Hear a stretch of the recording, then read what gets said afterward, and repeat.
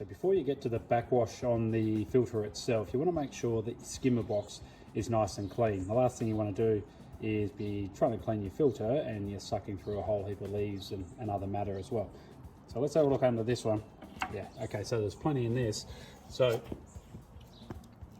can see here, she's chockers.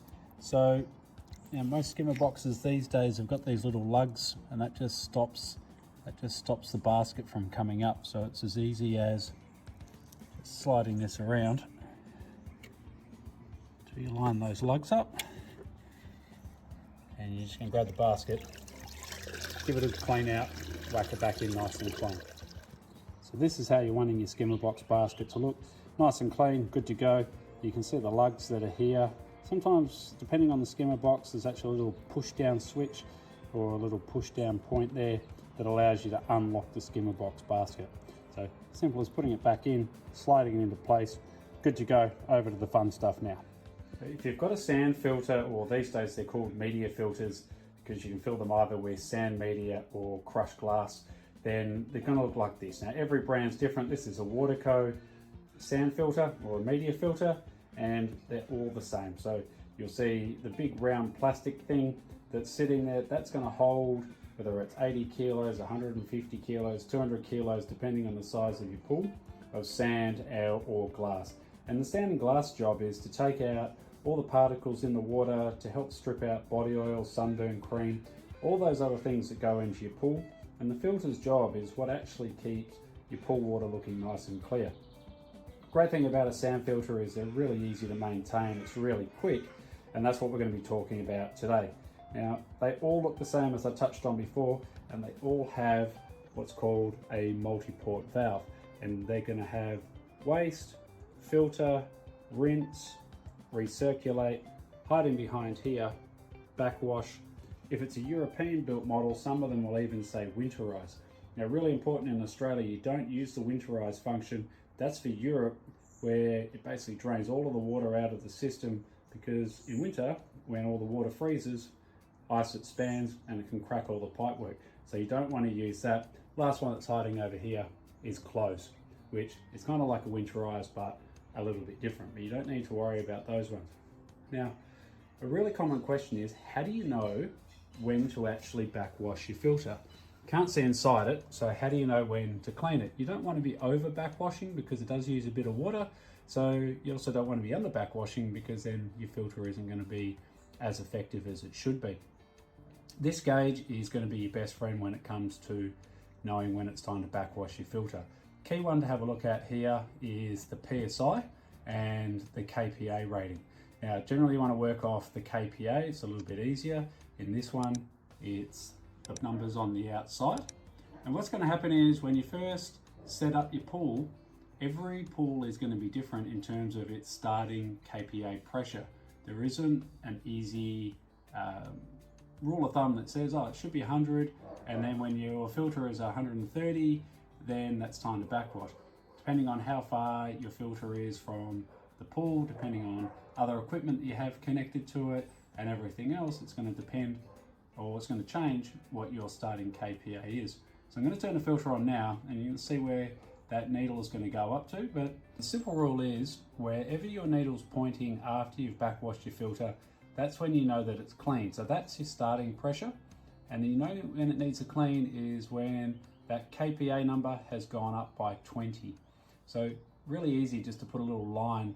Let's say in this instance, the starting pressure is on 100, it's going to be a bit high. You just put a mark on 20 KPA above, and then that way, use a texter. When you see that the needle's pointing to that texter line, you know that it's time to backwash your filter.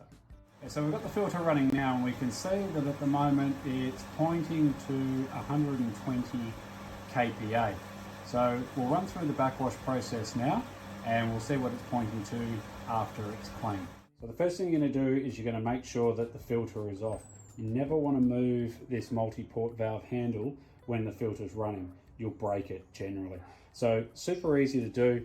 You just push down on the handle until this little lug here comes out. You'll hear water glugging away because it's losing a bit of pressure. And you just spin it around Make sure that lug goes into pointing to backwash, and then in this model, as simple as just turning on your filter. Now what you're going to notice here is this little sight valve, or this little sight bubble. Now as it runs, you'll start to see that the water's going cloudy, and that's washing all of the dirt out of the filter.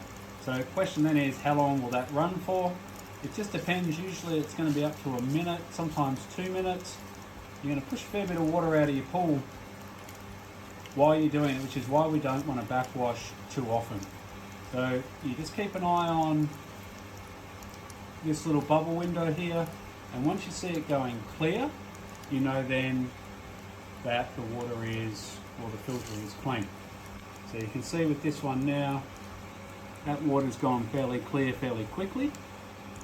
This filter wasn't particularly dirty. So we turn off the filter and the pump. Now what we need to do is basically settle all of that sand or glass media down that's inside the filter, so it's ready to go when you've got it on normal filter mode. So the next thing we're going to do is put it onto rinse. Now with rinse, we turn the pump back on. You can see now that this water here is all nice and clear, and with rinse, you're just going to run it for about 30 seconds. Okay, so that's our 30 seconds. Turn the pump off, and then we're going to put it back onto filter, which is your normal filter mode, and let's see what the pressure gauge is showing now. So after we've given it a backwash, we can see that that pressure gauge has come down. It was previously sitting on 120 kPa. It's now on about 108. So the filter wasn't super dirty just for this instance. Probably with this pool, when it's going to need a clean, is going to be sitting on about 130 kPa. That's where a little texture mark is going to save the day. So that's backwashing a sand filter, media filter, glass filter, as I say, all the same term. Be doing that if it's a high use pool, lots of kids, lots of sunburn cream, body fats, oils, dirt, all of those sort of things. You might end up having to do this every 3 or 4 weeks or so in summer. Certainly in your winter season, just keep an eye on it. You shouldn't really need to do it unless you're getting a lot of leaves coming into your pool. It's really that's quick and simple and easy. No more than 5 minutes. If you keep on top of backwashing and keeping your filter clean, you'll find that you'll use a lot less chemicals in maintaining your pool. Your water's going to be clearer, and overall, you're just going to enjoy your pool a lot more. Really important to note that once a year, it's worth running a degreaser or a cleaning material through your sand or your glass media. It just keeps it nice and sparkly and clean. Really good to do it at the end of winter, right before your swimming season. That way you know you're good to go. Okay, less chemicals, happy days, easy swimming. All right, DIY Pool Legends, well, thanks so much for watching this video. Hope it's helped. As always, if you like what you see, please like and subscribe the page. Let others know about us. It really helps us out. There's so many people out there who have pools and not quite sure what to do or what they're looking at. So the more we can help people, the happier that we are. And as always, if you've got any suggestions on videos or content, then please let us know. Thanks very much to the customer who asked for this video. More than happy to produce it. Good luck, happy swimming.